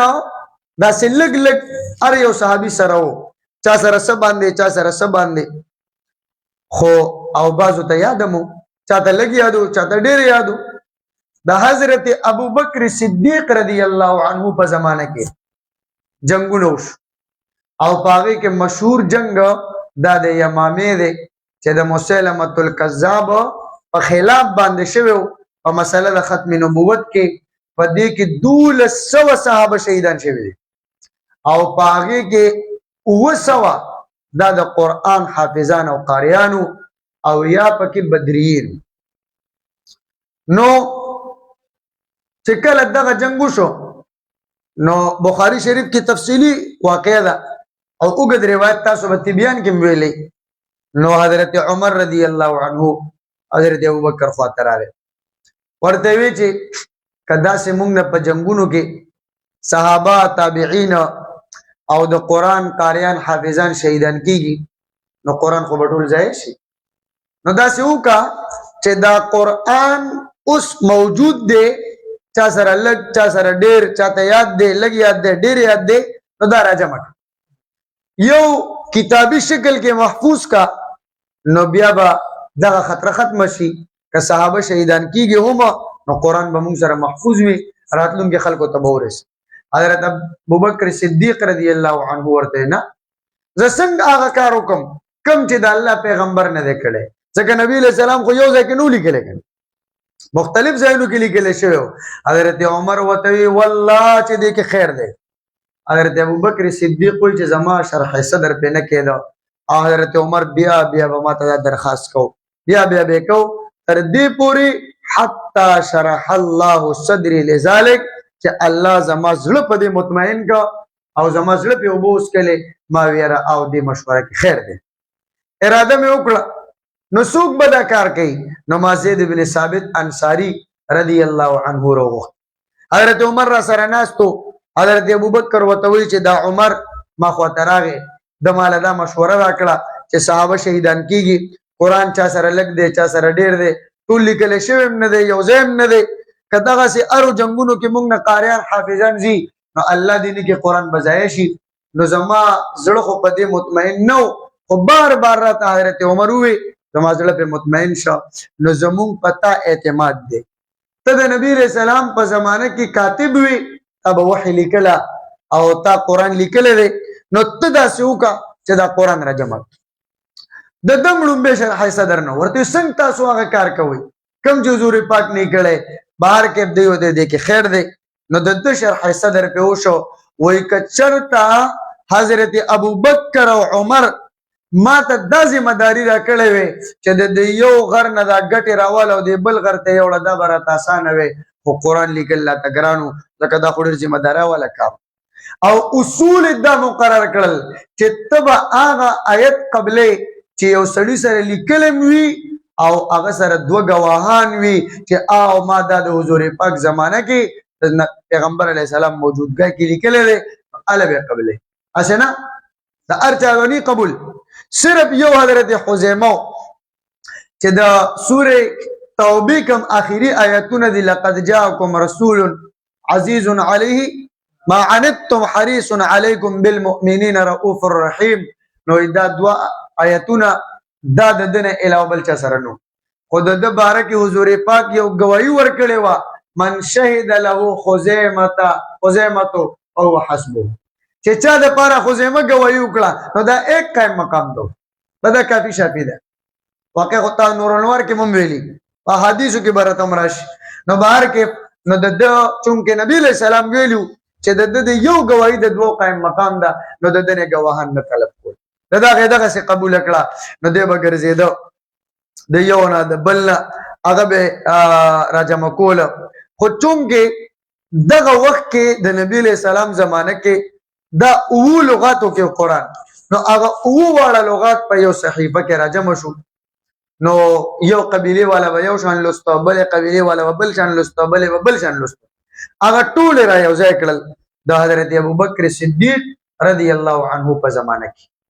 پوجي نو د قران د جمع کول دویم دور دا دور صدیقی دی دریم دور دا د حضرت عثمان غنی رضی الله عنه دی دا څه وشو چې ابتدا کې د قران د لستلو کې د اسانه د پاره الله اجازت ورکړو او پیغمبر علی السلام بیان کړو چې ار یو قبیله دی یو لفظ د خپل قبیله کې چې داغي کوم لغت ته هغه کې چې څنګه د اسانه هغه لغت تلولي هغه لغت مطابق لکه چا به مکوي میم سره نو د بعضو قبایل لغت میم په ځای باوا نو هغه به بکوي مثلا نو ار یو ته د خپل لغت کې د قرائت اجازه او د حضور پاک زمانہ کې امداسو د ابوبکر صدیق زمانہ کې امداسو د حضرت عمر زمانہ کې امداسو چې کله د حضرت عثمان رضی الله عنه زمانہ رااله نو هغه وخت کې په لغاتو کې ډېر اختلاف پیدا شو جنگونو له صحابه او تابعین دل یو ځای کېدل به د ارې قبیلې خلک نو دې قبیلې والا یو شان لوست دی بل شان نو چې د قرات به دو اورېدو ته غلط وایي او چې د هغه به دی اورېدو ته به غلط وایي نو دغه ټیم کې اختلافات پیدا شو جګړه به پیدا شوې حضرت حذیفه ابن الیمان رضی الله عنه فرمایي آذربایجان کې جنگ شروع ال دا مسئلے وی وزر عالم مدینه منوره تا حضرت عثمان تموی ادرک هذه الامه قبل ان يختلفوا في الكتاب اختلاف اليهود والنصارى چې د دې امت خبر والا مخکې د دینه چې د الله په کتاب کې هغه اختلاف شروع کی کم چې يهود او نصارا وکړ نو هلاک بشي وای څه وجه ده نو حضرت حذیفه چې ما ته ټوله قصه وکړه چې ټوله قصه مې وکړه حضرت عثمان صاحب سره مشوره وکړه او اخر کې دا فیصله وکړه چې چونکه حضور پاک د قریشو نو صرف د قریشو لغت دغه راجمه بکړی شي چې د دین علاوه نور څومره لغتونه دي ختم او چې کوم د قریشو لغت ته نو دا راجمه کوي نو د حضرت ابوبکر رضی الله عنه زمانه کې چې کوم قرآن ولیکل شو صحیفه تیار کړل شو هغه ابوبکر سره و دا حضرت ابوبکر نه بعد حضرت عمر سره و دا حضرت عمر نه بعد حضرت حفصه رضی الله عنها سره و حضرت عثمان حضرت حفصه پس خبر ولېګ چې تا هغه صحیفه مال راړه او زه تعالی واپس درلېګم او چې مونږ دې نه یو نسخه تیار حضرت عثمان یو کمیټي جوړ کړه د قریشو کسان د غیر قریشو کسان ټول کېړول ورته وی کم ځای چې تاسو اختلاف راشي نو د قریشو د لغت مطابق ولیکي په دا فیصله وشوه هغه کمیټي کې ناستا هغه یو قرآن ولیکو چې کم خپل قرآن موجودو خو هغه کې چې کم د نورو قبایل لغتونو هغه ته نه لري کړل صرف د قریشو په لغت باندې یو صحیفه تیار کړه بیا دا غین نور صحیفه او صحیفه ته تیار کړي ار یو ملک جدا جدا ولېګلا ورسره د حکم ولېګا چې د دین علاوه چا سره چې زړه نسخه هغه کې مختلف لغات وي مختلف قراءات وي هغه د اوس وزول شي صرف په دې قراءت به عمل کیږي دا بلستل کیږي د دین علاوه ببلی د دې وجنه د حضرت عثمان مصحف ته امام ویل شي بس هغه اوس پاغي کې چې څنګه لیکل شوی دي توقیفي دي د دې په لیکلو کې تبدیلی نشي کوله او د دې په لغاتو کې تبدیلی نشي کوله دا هغه چې اوس زموږ مګ د کم قران دی دا هغه قران دی او دا هغه نسخې دي کوم چې حضرت عثمان رضی الله عنه دغه یو شورا په ذریعہ سره مرتب کړي دا جمع د قران د دې تفصیل کتا سو قتل غواړي نو د دې تفصیل د بخاری شروحاتو کې مشتا د مشکات چې څومره شروحات دي د باغی کوم تفصیل شته درس مشکات د ما لاغې نه راغستره مختصرا دلته ما ډېر مختصر لیکل تاسو ته ملک تفصیلی وي بل مبحث هغه زمونږ دا دی د آیت او دغه رنګ د صورت بارکه تحقیق د آیت لغوي معنی د علامت او نشانی جمع راځي آیات آیون آیات آیون نو د دې لغوي معنی د نشانی او د آیت هم د ما قبل د ما بعد نه د جدا کېدو یو نشانی وي نو ځکه ورته آیت وایي ځکه ورته چې دم یو نشانی ده او اصطلاح کې آیت څه ته وایي قرآن مرکب من جمل ولو تقدیرا قرآن مرکب من جمل ولو تقدیرا دا د قرآن هغه حصہ ده چې دا د یو څو جملو نه جوړي اگر چې هغه جملې تقدیری ولینی هغه جملې تقدیری ولینی لکه بعضې ځایونو کې تقدیری راغلي پوهېږئ او اوس د آیتونو تعداد څومره دی نو امام سیوطي په الاتقان کې د ابن عباس رضی الله عنه نه نقل کړی دی چې د قرآن ټول آیتونه دا 6616 دي 6616 په دې باندې پوه شئ اوس دویم نمبر لفظ دی د سورت نو دا سورت یا خدا محموز دی او یا غیر محموز دی دو احتمال دی پکې کدا محموز وی نو بیا دا ماخوذ دی د سؤرن سؤرن او سؤرن ستوي ما بقي من الشراب في الاناء موږ ته جوټه وایو چې لوخو کې کوم ما بقيو به پاتش نو دې تسوي سؤرن او دا سورت هم د قرآن یو قطعه او یو حصہ ده نو ځکه ورته سورت لولي ویل کېږي څنګه چې دا جوټه د دې ټولو اوبو یو حصہ ده پوه شوئ بې او که دا محموز نه سورون وي نو دا بیا ماخوذ دی د سور البلد نه نو سور البلد د دیوال نه ګیر چاپېره هغه ښار نو دې ته بیا سورت ولې وایي نو څنګه چې دغه دیوال په دې ټول ښار باندې احاطه کړی وي نو دغه رنګې دې سورت په یو څو آیتونو باندې احاطه کړی وي ځکه ورته سورت ویلی شي دا دوه احتمالات درېمه معنا لغوي سورت معنا د المنزله الرفیعه اوچته مرتبه او څنګه دا سورت دام د الله د کلام یو جز دی او د دې وجه نه اوچت مرتبه لري ځکه ورته سورت ویلی شي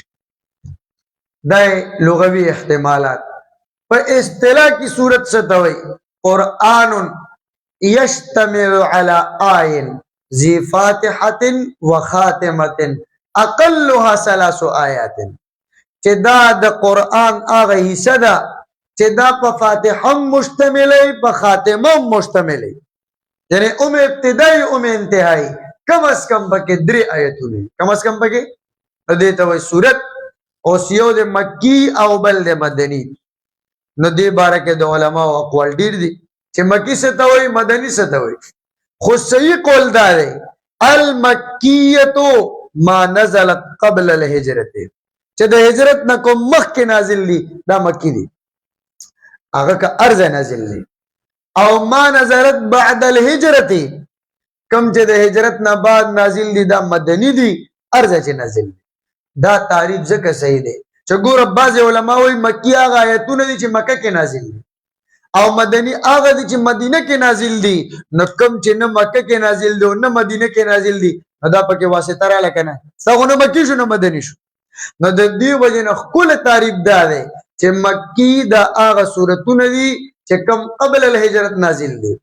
مدنی هغه صورتونه دي کم چې بعد الهجرت نازل دي نو که بیا ارزه وي د دې تعریف مطابق پکې واسطه نه راځي اوس مکی صورتونه څومره دي او مدنی څومره دي نو صحیح قول دا دی چې 20 صورتونه دا مدنی دي او 82 صورتونه دا مکی دي نو پاتې شو 12 صورتونه هغه کې اختلاف دی چې دا مکی دي او کم مدنی دي تر دې پورې پوه شوئ اوس اول ما نزل په دې باره کې اختلاف ته چې د ټولو نه لومبنۍ صورت کم یو نازل دی نو صحیح قول دا دی چې د ټولو نه لومبنۍ دا د سورة العلق ابتدائی 15 آیتونه نازل دي د سورة العلق ابتدائی 15 آیتونه نازل دي لکه امام بخاری امام مسلم د بی بی عائشہ رضی الله عنها نه روایت نقل کړی دی او امام حاکم مستدرک کې یا امام بهقی دلائل النبوت کې دغه روایت نقل کړی دی چې د ټولو نه لومبنۍ دا د سورة العلق 15 آیت نازل بل طرف ته بخاری او مسلم کې د حضرت جابر روایت دی هغه وایي چې عن ابي سلمة عن ابن عبد الرحمن قال سألت جابر ابن عبد الله ما د جابر ابن عبد الله نه تاسو کو اي القران انزل قبله د قران کوم ایسا مخکې نازله شوې ده نو قال يا ايها المدثر وای سوره المدثر نو ما ورته وی چې خلق خوې سوره العلق نازل ده نو حضرت جابر راتوي چې زتا ته هغه خبره کوم کوم چې ما ته حضور پاک کړه نو د دې نه معلومه شو چې سوره المدثر ابتدا کې نازل هغه مخکې وی سوره العلق ده نو تطبیق په دواړو کې دا ده چې کل سورۃ لومبنه نازل هغه سوره المدثر ده او آیتونه د سورۃ کې نازل لومبني نو دا سورۃ العلق ده دا سورۃ او دویم تطبیق پکې دا ده چې د فترت د وحی نه بعد لومبنه سورت المدثر دی او علی الاطلاق لومبنه دا سورت العلق دی. اوس به پوه دا دویم دی، یعنی د فترت د وحی نه بعد لومبنه المدثر دی، خو مطلقاً لومبنه دا سورت العلق دی. اوس په مکه کې خود ټولو لومبنه سورت نازل دی سورت العلق، خو اخرنه په مکه کې کم سورت نازل دی نو دې کې اختلاف دی. بعض وی د ټولو نه اخیری سورت چې مکه کې نازل دی نو دا سورت المؤمنون دی، او بعض وی نه دا سورت العنکبوت دی. او شی دا دو قول دي. په مدینه منوره کې لومبنه سورت څوک وی دا سورت المطففین دی او څوک وی نه دا سورت البقره ده. تاسو خبره زين ترازی. او د ټولو نه اخیری سورت په مدینه کې دا سوره براءت ده. او دې باندې پوښوي دا ټول تفصیل بیا تاسو کته شي الاتقان کې د امام سیوطی رحمه الله کتاب دی. اوس اخیری مبحث زمونږه هغه د دې حدیث متعلق دی. پیغمبر علیہ السلام فرمای وان هذا القرآن انزل على 7 احرف فقرؤوا ما تيسر منه. بخاری شریف کې دی چې دا قرآن په 9 حرفونو نازل دی نو تاسو لولئ چې کم تاسو ته آسان وي. اوس په دې حدیث کې چې د قرآن متعلق د 9 حرفونو ذکر راغی د دین سم مراد دی. نو د دې حدیث په تشریح کې بلا اقوال دي د علماو، خو بهترین تشریح هغه دا ده چې دلته کې د حروف د اختلاف نه مراد د قراءات او اختلاف څه اختلاف ته، او د 9 حروف نه مراد په قراءت کې 9 قسمه اختلاف مراد دی. توجه کوه قراءتونه ونی دي خیالم دی، خود 9 حروف نه مراد په قراءت کې 9 قسمه اختلاف دی. 9 قراءت نه 9 قسمه اختلاف په قراءت کې راغلی دی. څو قسمه دی؟ 9 قسمه اختلاف دی. او دا قول دا په متقدمینو کې د ټول نړم باندې د امام مالک رحمت الله علیه، یعنی د دې حدیث دا تشریح تاسو دې باندې پوښوي. نو اوس مشهور مفسر د قرآن دی علامہ نظام الدین قمی نشاپوری، هغه په خپل تفسیر غرائب القرآن کې لیکلی دی چې احرف 7 د دې په باره کې د امام مالک قول منقول دی چې د دې نه مراد قراءات دي. نو 9 قراءات نه دي مراد، یعنی په قراءاتو کې اختلاف چې راغلی دی یو قاری او شن بلبل جان دا 9 قسمه اختلاف. نمبر اول د مفرد او د جمع اختلاف، د مفرد او د جمع اختلاف. یو قراءت کې یو لفظ مفرد دی نو بل قراءت کې هغه لفظ جمع دی. وتمت کلمت ربک وتمت کلمات ربک دواړه راغلي دي. دویم د تذکیر او د تانیث اختلاف، لا يقبل لا تقبل، چرته مذکر راغلی دی چرته مؤنث راغلی دی. دریم د وجوه الاعراب اختلاف، چرته مرفوع دی چرته مجرور دی. هل من خالق غیر الله، هل من خالق غیر الله دواړه راغلي. دریم نمبر صرفی اختلاف، لکه یعرشون یعرشون، یو قرات کې یعرشون بلکې یعرشون. او پنځم د حروف نحویو اختلاف، یو ځای کې راځي لکن الشیاطین، بل قرات کې دی لکن الشیاطین، یا د حروف مشبہ بالفعل نه دی یا د حروف عاطفه نه دی. او شپږم نمبر د لفظ هغه اختلاف چې ورسره حروف بدل شي، لکه یعلمون او تعلمون، یا ننشزها او ننشرها، را نزا او زانرا. او اوم د لهجو اختلاف چې چرته تخفیف سره ویل شي چرته تفخیم سره ویل شي، چرته اماله وي چرته مد وي چرته قصر وي، یو ځای کې اظهار او بل ځای کې ادغام. نو دا چې او حروف تذکره راغلی ده نو د دې نه مراد د قرآن د قراءت په باره کې اوه قسمه اختلاف مراد دی. واخر دعوانا ان الحمد لله رب العالمين والعاقبة للمتقين والصلاة والسلام على أشرف الأنبياء والمرسلين وعلى آله وأصحابه الطيبين الطاهرين وعلى أزواجه أمهات المؤمنين وعلى من تبعهم بإحسان إلى يوم الدين. سبب إن شاء الله د تفسیر شروع کو. الله دې مونږ ته د هغې کتل، د هغې لوستل، د هغې اورېدل، هر قسمه مدد او هر قسمه تعاون دی الله زمونږ وکړي. الله دې مونږ ټولو ته ویونکو ته اوریدونکو ته قرآن زده کول اورېدل ډېر اسان کړي. الله دې په هغې باندې د عمل کولو توفیق راکړي. الله چې دا څومره محنت کوو، څومره راځو، ملګري دلته ناست دي، مسافر دي، لرې لرې ځایونو نه الله راغلي دي ستا د قرآن د زده کړې دپاره. ټولو ملګرو ته الله قرآن اسان کړي او الله مونږ ته د قرآن صحیح کامل فهم او سمجھ را نصیب کړي. الله چې قرآن د آیتونو د لفظونو د زبر او د زیر نه الله ستا کوم مراد دی الله هغه مونږ شری نشو بیانولی. الله مونږ ډېر کمزوري یو، مونږ ډېر کم علم یو. الله که مونږ نه په هغې کې څه غلطي کېږي کریم الله مونږ ستا نه معافي غواړو. الله مونږ ته معافي وکړي او د خپل طرف نه الله مونږ ته قرآن فهم او سمجھ آسان کړي. او یو ملګری بیمار دی، دی دعا درخواست کړی دی. الله کریم د خپل طرف نه هر یو بیمار ته چې کم بیماران دي هغه مونږ ته معلوم دي، که هغه مونږ ته معلوم نه دي، الله د خپل کور به د هغې دپاره د شفا ذریعه جوړه کړي. یا الله کامل صحتونه عافیتونه ټولو انسانانو ته د خپل عبادت دپاره ورکړي. الله مونږ ټولو ته د عافیت ژوند راکړي، د صحت ژوند راته راکړي. الله دنیا کې مونږ ته خیرونه راکړي، آخرت کې مونږ ته خیرونه را نصیب کړي. اللهم حسن مرادنا ويسر امورنا بجاه حبيبك ونبيك محمد صلى الله عليه وسلم برحمتك يا ارحم